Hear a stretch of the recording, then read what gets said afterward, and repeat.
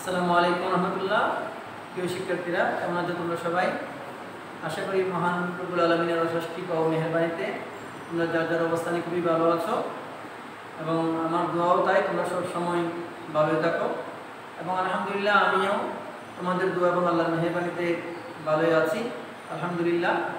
তো প্রিয় শিক্ষার্থীরা, বিশেষ করে নবম শ্রেণীর শিক্ষার্থীদেরকে আমি আজকে এই অনলাইন ক্লাসে স্বাগত জানাবো। যে আজকে তোমাদের ইসলাম ও নৈতিক শিক্ষা বিষয়ের উপর আমি নির্দিষ্ট একটা টপিকস তথা প্রথম অধ্যায়ের পার্ট নম্বর 8 এই নিফাক এই টপিক্সের উপরই আমি আলোচনা করার চেষ্টা করব।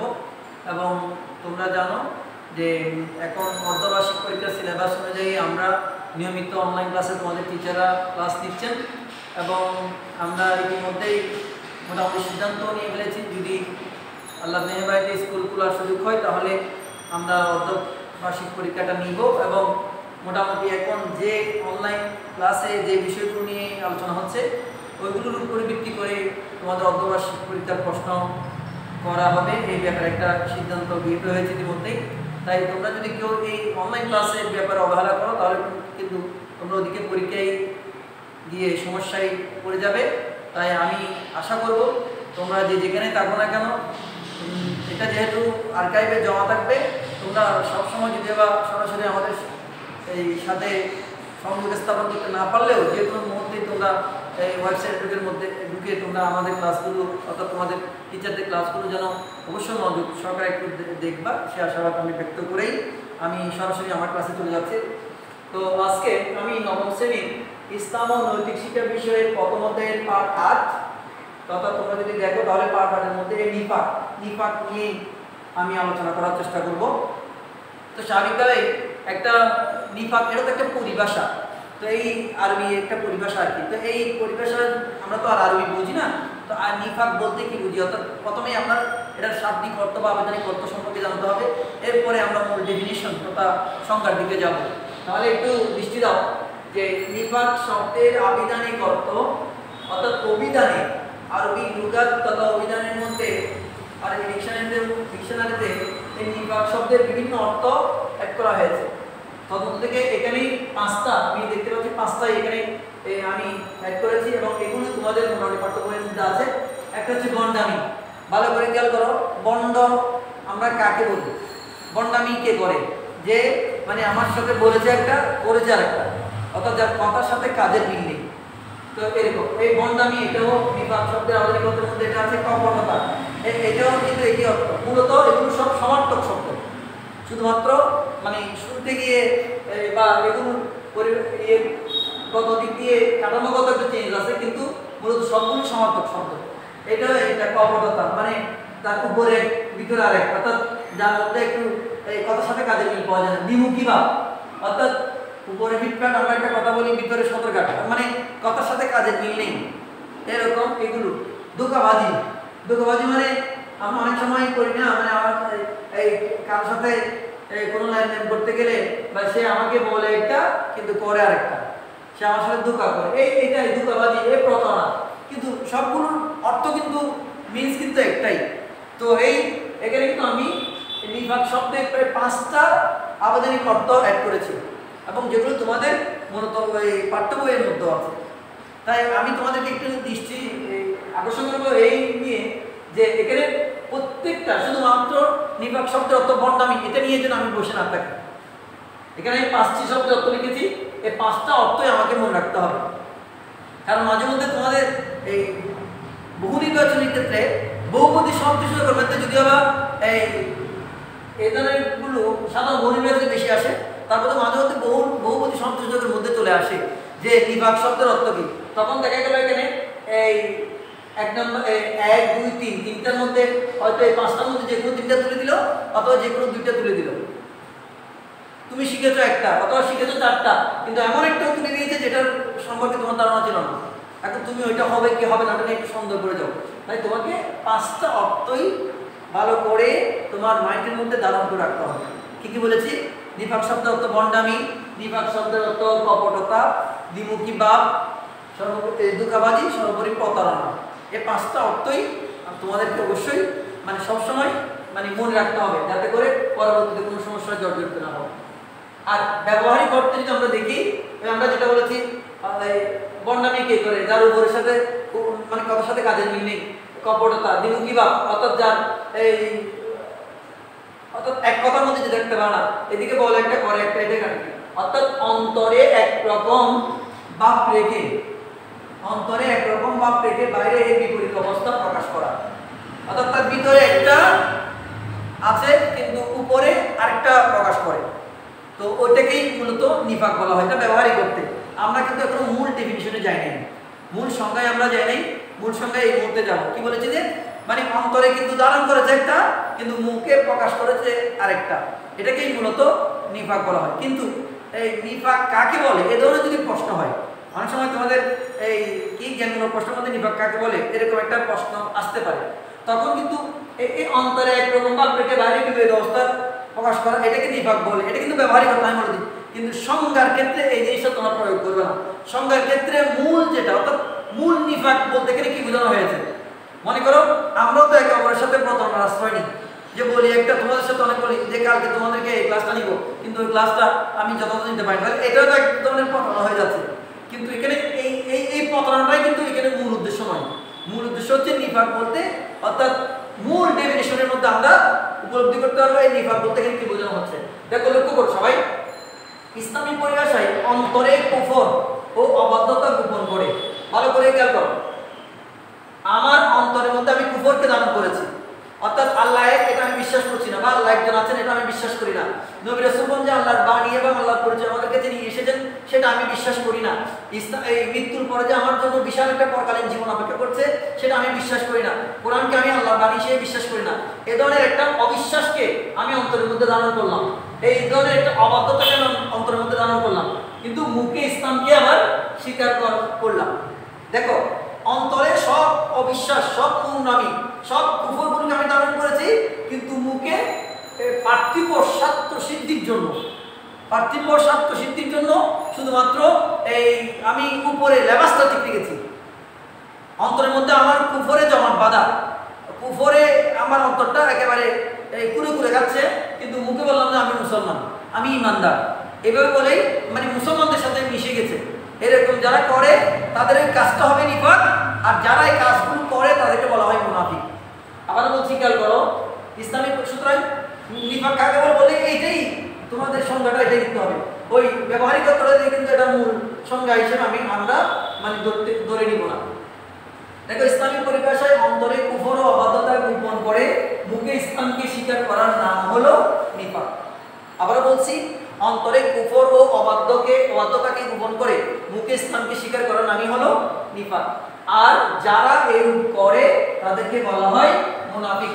অর্থাৎ যারা মুখে ইসলামকে স্বীকার করে কিন্তু অন্তরের মধ্যে কুফরকে ধারণ করে তাদেরকে মুনাফিক বলা হয়। তো সুতরাং আমি অন্তরে একটা রেখেছি, আমি মুখে একটা বলেছি, এগুলো এটার দ্বারা কিন্তু আমার কুফরই সাব্যস্ত হচ্ছে না, তখন কিন্তু আমাকে মুনাফিক বলা যাবে না। প্রকৃত অর্থে যারা অন্তরের মধ্যে কুফরকে ধারণ করেছে কিন্তু মুখে পার্থিব স্বার্থ সিদ্ধির জন্য, শুধুমাত্র দুনিয়াবি কোনো স্বার্থ লাভের জন্য উদ্দেশ্যে এই নিজে মুসলমান দাবি করছে, মুসলমানের সাথে মিশে গেছে, এরকম যদি হয় তাদেরকে মানে তাদের এই বিশ্বাসটাকে বলা হবে নিফাক, আর তাদেরকে বলা হবে মুনাফিক। জিনিসটা আশা করি তোমরা উপলব্ধি করতে পেরেছো। যাই হোক, সংজ্ঞাটা তোমরা আশা করি তোমাদের ক্লিয়ার হয়েছে। এবার আমরা দেখবো ওই যে কথাটা আমি বলেছি, মুনাফিকরা যদিও উপরে ইসলামকে স্বীকার করে, মুনাফিকরা যদিও উপরে ইসলামকে স্বীকার করে, তোমরা জানো আমাদের নবী করিম ইসলামের যুগেও অনেক মুনাফিকরা ছিল, এমনকি নামাজ পর্যন্ত পড়েছে, নবীর সাথে জামাতে নামাজও আদায় করেছে, নবীর সাথে সাথে হেঁটেছে, অর্থাৎ নিজেকে মুসলমান হিসেবে ইয়ে করেছে, কিন্তু ভিতরে ওই কুরাইশদের সাথে তাদের একটা যোগসূত্র ছিল, তারা তাদের কুফরিকে ধারণ করে মূলত তারা এখানে ইসলামের সাইনবোর্ড লাগিয়েছিল শুধুমাত্র ইসলামকে ক্ষতি করার জন্য, ইসলামকে সমূলে ধ্বংস করার সেই ভিন্ন এই মানসিকতা এই পোষণ করতো তারা। সুতরাং তারাই হচ্ছে মুনাফিক। সুতরাং মুনাফিকরা যদিও বা উপর ইসলামকে স্বীকার করে কিন্তু মূলত তারা কাফির, এটা আমাদেরকে স্বীকার করতেই হবে। তাদেরকে কোনো অবস্থাতেই মুসলিম বা ইমানদার বলা যাবে না। এখন আমি কাফির বলেছি, বলা হচ্ছে তাদেরকে, তারা কিন্তু আবার কাফির থেকেও জঘন্য। কারণ কাফির একটা এই কথা আছে না, গরের শত্রু বিভীষণ, একটা কথা আছে না, অর্থাৎ মুনাফিকরা কিন্তু মুসলমানদের সাথে মিশে যায়। তো উপরে লেবাসের কারণে তাদের ভিতরের রূপটাকে ধরতে পারে না। কাফির যারা তাদেরকে আমরা সরাসরি বুঝতে পারি যে তারা কাফির। সুতরাং তারা যে কোনো মুহূর্তে আমাদের ক্ষতি করতে পারে। তাদের থেকে আমরা নিজেদেরকে সতর্ক রাখার, নিজেরা সতর্ক থাকার চেষ্টা করি, নিজেদেরকে সতর্ক অবস্থানে রাখার চেষ্টা করি, কারণ তারা যে কোনো মুহূর্তে আমাদেরকে ক্ষতি করতে পারে এই বিশ্বাসটুকু সবসময় আমাদের মধ্যে কাজ করে। কিন্তু মুনাফিক যারা, তাদেরকে তো আমরা চিনি না, তারা তো আমাদের মধ্যে ঢুকে গিয়েছে। সুতরাং তাদের থেকে আমরা নিজেদেরকে রক্ষা করা খুবই কঠিন হয়ে দাঁড়ায়। এবং কাফিরদের দ্বারা ইসলামের যতটুকু না ক্ষতি হয় তার থেকে বেশি ক্ষতি হয় মুনাফিকদের দ্বারা। সুতরাং মুনাফিকরা অত্যন্ত জঘন্য, তারা মানে মুসলমান হওয়ার তো কষ্টই আসে না, তারা কাফিরদের চেয়েও জঘন্য। তো এখন এই মুনাফিকদেরকে চেনার জন্য আমার নবীজি কিছু চিহ্ন আমাদেরকে দেখিয়ে দিয়েছে। তো এটা নবীজির ভাষায়, নবীজি নবুয়ত জবানে উনি বলেছেন মুনাফিকদের পরিচয় কি মুহাম্মদ ইসলাম বলেছেন যে আয়াতুল মুনাফিকি সালাসুন, মুনাফিকের চিহ্ন হচ্ছে তিনটি। মুনাফিকের চিহ্ন কয়টি? তিনটি। একটা হচ্ছে ইজা হাদাসা কাযাবা, মুনাফিকরা অর্থাৎ মুনাফিকদের বৈশিষ্ট্য হচ্ছে তারা যখনই কথা বলে মিথ্যা বলে। মুনাফিকরা যেহেতু তারা বলবে যেটা তার কথার সাথে কাজের মিল নেই, তার মানে সে মিথ্যা বলেছে, অর্থাৎ তারা যখনই কথা বলে মিথ্যা বলবে। দুই নম্বর হচ্ছে ওয়াইজা ওয়াদা আখলাফা, যখন তারা তোমার সাথে ওয়াদা করবে, অঙ্গীকার করবে, প্রতিশ্রুতিবদ্ধ হবে, তারা সেই প্রতিশ্রুতি রক্ষা করবে না, তারা সেই অঙ্গীকার পালন করবে না, তারা সেই ওয়াদা রক্ষা করবে না, তারা সেই ওয়াদা ভঙ্গ করবে। দুই নম্বর, এটা হচ্ছে মুনাফিকের দুই নম্বর চিহ্ন। আর তিন নম্বর চিহ্ন কি? ওয়াইজা ও তুমিনা, ওয়াইজা ও তুমিনা হানা, যখন তাদের কাছে কোনো কিছু আমানত রাখা হয়, মুনাফিকদের কাছে যখন কোনো কিছু আমানত রাখা হয় হানা, তারা সে আমানতে কি করে? কিয়ানত করে।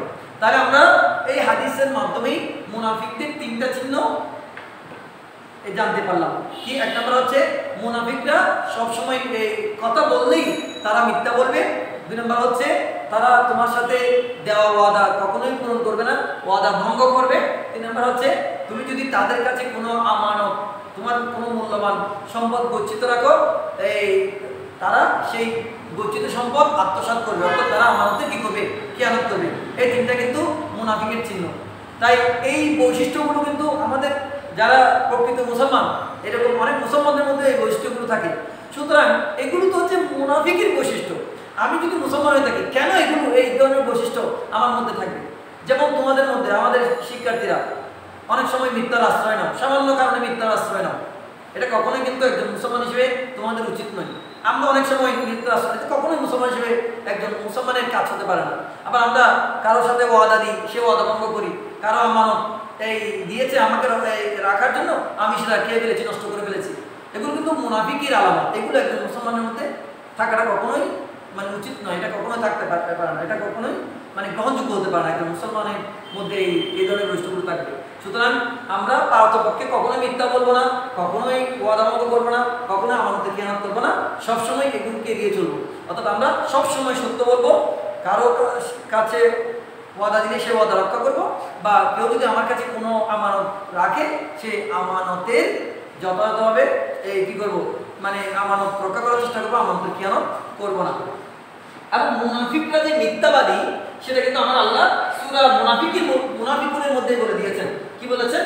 যে ওয়াল্লাহু ইয়াশহাদু, নিশ্চয়ই আল্লাহ সাক্ষ্য দিচ্ছেন যে ইন্নাল মুনাফিকিনা লাকাযিবুন, নিশ্চয়ই মুনাফিকরা মিথ্যাবাদী, নিশ্চয়ই মুনাফিকরা মিথ্যাবাদী। সুতরাং মুনাফিকরা যে মিথ্যাবাদী সেটা বলে দিয়েছে। এবং আমার রাসূলের সেই মুনাফিকের যে তিনটা চিহ্ন, তার মধ্যে থেকে প্রথমটা হচ্ছে তারা মিথ্যা বলে। তাই মিথ্যা বলাটা হচ্ছে মুনাফিকের লক্ষণ। সুতরাং আমি তোমাদের দৃষ্টি আকর্ষণ করবো যে আমরা যেহেতু মুসলমান, ইসলামের দৃষ্টিতে আমি তাদেরকে এই ক্লাসটা নিচ্ছি যারা মুসলিম পরিবারের সন্তান। সুতরাং তোমাদের মধ্যে থেকে কেউ যেন কখনোই কোনো কারণে মিথ্যার আশ্রয় না নাও। আমরা অনেক সময় সামান্য কারণে টাট্টার চলে, বা ক্লাসে একদিন আসি নাই, টিচার যখন জিজ্ঞেস করে তুমি কেন আসো নাই, আমি নিজের একটা কাজের জন্য, ব্যক্তিগত কাজে এমনি স্কুলে আসি নাই, কিন্তু আমি টিচারকে বললাম যে স্যার আমি খুব অসুস্থ ছিলাম, এরকম। এই যে অথচ এই মিথ্যাটা না বললে তোমার তেমন কোনো ক্ষতি হতো না, হয়তো স্যারের একটু বকুনি শুনতো এটাই, কিন্তু ওই সামান্য একটা বকুনি শোনা থেকে বাঁচার জন্য তুমি মিথ্যা আশ্রয় নিলাম। আর এই ছোটো ছোটো মিথ্যা বলতে বলতে তুমি একসময় বড় একজন পাপী। কারণ যে ব্যক্তি মিথ্যা বলতে পারে সে যে কোনো পাপ কাজ করতে পারে। সেজন্য মিথ্যাকে সকল পাপের মূল বা পাপের জননী বলা হয়। জননী কি? যে জন্ম দেন, অর্থাৎ পাপের জন্ম দেন, জন্ম দেয় যে মিথ্যা, এটা আমাদের স্বীকার করতে হবে। তার মুসলমান হিসেবে আমরা কখনোই যেন এই মিথ্যার আশ্রয় না নিই। আর আল্লাহ তো বলে দিয়েছেন মুনাফিকরা মিথ্যাবাদী, তাই মিথ্যা বলাটা কখনোই একজন মুসলমানের শোভা পায় না। আগে বলেছি এই মুনাফিকরা মুসলমানদের মাঝে ঢুকে এটা মুসলমানদের বেশি ক্ষতি করে, এবং এদের ক্ষতি থেকে আমরা সতর্ক থাকি না বিদায় এদের দেওয়া ফাঁদে আমরা অনেক সময় পা দিয়ে ফেলি। তো আমরা অনেক কষ্ট সহ্য করতে হয়, যেটা কাফির যারা তাদের থেকে আমরা নিজেদেরকে সতর্ক রাখার বা নিজেদেরকে এই সবসময় একটু অ্যালার্ট থাকার চেষ্টা করি যে কাফিরা আমাদের প্রকাশ্য শত্রু, সুতরাং তারা আমাদের ক্ষতি করতে পারে। কিন্তু মুনাফিকরা কিন্তু প্রকাশ্য শত্রু নয়, তারা কিন্তু ভিতরেই মূলত আমাদের মাঝে ঢুকে আমাদের ক্ষতি করে। ওই যে এই বলেছি মানে ঘরের শত্রুই বিভীষণ, এই জিনিসটা অর্থাৎ মুনাফিকদের মাধ্যমে ইসলাম সবচেয়ে বেশি ইতিহাস সাক্ষ্য দিচ্ছে, সবচেয়ে বেশি ক্ষতির সম্মুখীন হয়েছে মুনাফিকদের মাধ্যমে।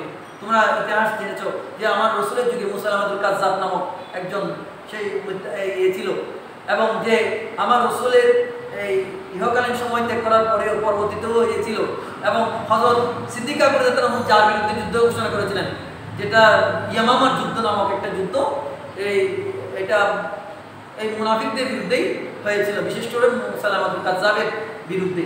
তো ওই যুদ্ধে সেই মুসাইলামা আল কাজ্জাব কিন্তু কি হয়েছিল, মানে নিহত হয়েছিল। তো যাই হোক, এগুলো অনেক মুসলমানদের ক্ষতি করেছে, কারণ মুসলমানরা কিন্তু তাদেরকে যদি আবার রসুল জানতেন, কিন্তু সাধারণ মুসলমানরা কিন্তু এই মুনাফিকদেরকে চিনতে পারে না, তাদেরকে এই চিহ্নিত করতে অনেক কষ্ট হয়। সুতরাং তারা কিন্তু কাফিরের চেয়েও মুসলমানদের জন্য অতি বেশি মারাত্মক ক্ষতিকর, মুসলমানদের বেশি ক্ষতি করেছে তারাই, এবং কিয়ামত অবধি তারাই ক্ষতি করে যাবে সবচেয়ে বেশি। সুতরাং এগুলোকে আমাদেরকে কিভাবে চিনব, সেই চিনার 3টা রুলস কিন্তু রসুল আমাদেরকে দেখিয়ে দিয়েছেন। তাই ওগুলো আমাদেরকে মাইন্ডে রাখতে হবে, আর কখনোই মুনাফিকদেরকে আমরা আশ্রয় প্রশ্রয় দিব না। আর এই যারা নিফাকত, এই মুনাফিক এই চরিত্রটাকে ধারণ করে, তারা কিন্তু এমনি মানে ধ্বংসপ্রাপ্ত, তারা পৃথিবীতেও নিগৃহীত জীবনযাপন করে, আর পরকালের জীবন তো তাদের তো একেবারে জাহান্নাম অবধারিত। পৃথিবীতে নিগৃহীত জীবনযাপন এরকম, কারণ মানুষ যখন দেখে যে এই লোকটি বাবা মিথ্যা বলে, এটা ওয়াদা খেলাপ করে, বা এটা আমার খেয়ানত করে, বা মানুষের কাছে যখন পরিচয় হয়ে যায় এর কথার সাথে কাজের মিল নেই, তখন সে কিন্তু মানুষের কাছে নিজের গ্রহণযোগ্যতা হারিয়ে ফেলে, তাকে কিন্তু কেউ বিশ্বাস করে না, সে কোনো বিপদে পড়লেও তার সহযোগিতায় কেউ এগিয়ে আসে না, কারণ তার চরিত্র সম্পর্কে মানুষ আগে থেকেই ওয়াকিবহাল হয়ে যায়। সুতরাং সে পৃথিবীতেও লাঞ্ছনা, গঞ্জনা, বঞ্চনার জীবনযাপন করে, এবং পরকালীন জীবনেও তার জন্য জাহান্নাম অবধারিত। সেটা আমার মুখের বুলি নয়, সেটা আমার আল্লাহ সূরা নিসার মধ্যেই খুব সাবলীল ভাষায় ব্যক্ত করেছেন, যে আল্লাহ বলেছেন ইন্নাল মুনাফিকিনা, নিশ্চয়ই মুনাফিকরা ফিদ দারকিল আসফালি মিনান নার, জাহান্নামের সর্বনিকৃষ্টতর স্থানে নিমজ্জিত হবে। অর্থাৎ নিশ্চয়ই মুনাফিকদের স্থান হবে জাহান্নামের সর্বনিকৃষ্টতর স্তরে। সুতরাং এই নিফাক যারা অবলম্বন করবে, প্রকাশ্যে মুসলমান কিন্তু ভিতরে অন্তরের মধ্যে এই কুফরকে ধারণ করে চলবে, তাদের স্থান হবে জাহান্নামের সর্বনিম্ন স্তরে। অর্থাৎ কাফিরদের থেকেও মারাত্মক এই শাস্তির সম্মুখীন এই মুনাফিকদেরকে হতে হবে। সুতরাং এই মুনাফিকদের থেকে অবশ্যই আমাদেরকে অ্যালার্ট থাকতে হবে, এই মানে ওদের সম্পর্কে আগাম ধারণা রেখে তাদের থেকে নিজেদেরকে দূরে রাখার চেষ্টা করতে হবে। এবং ইসলামের সবচেয়ে বড় শত্রু হচ্ছে মুনাফিকরা। সুতরাং ঈমান ইসলামের সাথে আমরা সবসময় তাদের থেকে দূরে থাকবো, এবং তাদেরকে মানুষের কাছে চিহ্নিত করে দিব যে এরাই মুনাফিক, এদের থেকে যাতে সবাই সতর্ক থাকে। আর এই তার নিফাকের কারণে তার সাথে কেউ বন্ধুত্ব করবে না, তাকে সবাই এড়িয়ে যাওয়ার চেষ্টা করবে, সে একটা ওই একগরে জীবনযাপন করতে সে বাধ্য হবে, কারণ তার সাথে কেউ আর সৌহার্দ্যপূর্ণ সম্পর্ক, বন্ধুত্বপূর্ণ সম্পর্ক বজায় রাখার প্রশ্নই আসে না। আর এমনিও তার ওই বৈশিষ্ট্যগুলোর কারণে সবাই তাকে সবসময় এড়িয়ে চলবে। সর্বোপরি জাহান্নাম হচ্ছে তার মানে নির্ধারিত জায়গা, এই জাহান্নাম ছাড়া তার কোনো আর অন্য কোনো ঠিকানা থাকবে না। বিদায় এই মুনাফিকদের থেকে আমরা অবশ্যই বেঁচে থাকার চেষ্টা করবো, মানে অ্যালার্ট থাকার চেষ্টা করবো। এবং মুনাফিকদের যে বৈশিষ্ট্যগুলোর কথা বলা হয়েছে, এইগুলো যেন কোনো মতেই আমাদের চরিত্রের মধ্যে এক না হয়, সে ব্যাপারে অবশ্যই আমাদেরকে সতর্ক থাকতে হবে। তো আজকে আর বেশি কথা বাড়াচ্ছি না, আমি এখানে প্রথমেই নিফাকের অর্থ, তারপর নিফাকের ব্যবহারিকভাবে নিফাক কি সেটা দেখিয়েছি, এবং নিফাকের মূল ডেফিনিশনটা দেখিয়েছি। আর মুনাফিকের চিহ্ন সম্পর্কে বলা হয়েছে। সর্বোপরি মুনাফিকদের পরিণতি সম্পর্কে, ভয়াবহ পরিণতি সম্পর্কে মোটামুটিভাবে সংক্ষিপ্ত পরিসরে বোঝানোর চেষ্টা করেছি। তো আজকে এই পর্যন্তই, বেশি কথা না বাড়িয়ে তোমাদের আবারও সুস্বাস্থ্য এবং দীর্ঘায়ু সুন্দর জীবন কামনা করে সবাইকে আবারও এই শুভেচ্ছা এবং বরকত জানিয়ে আমি আজকের মতো এখানেই ইতি টানছি। ধন্যবাদ সবাইকে। আসসালামু আলাইকুম রহমতুল্লাহ।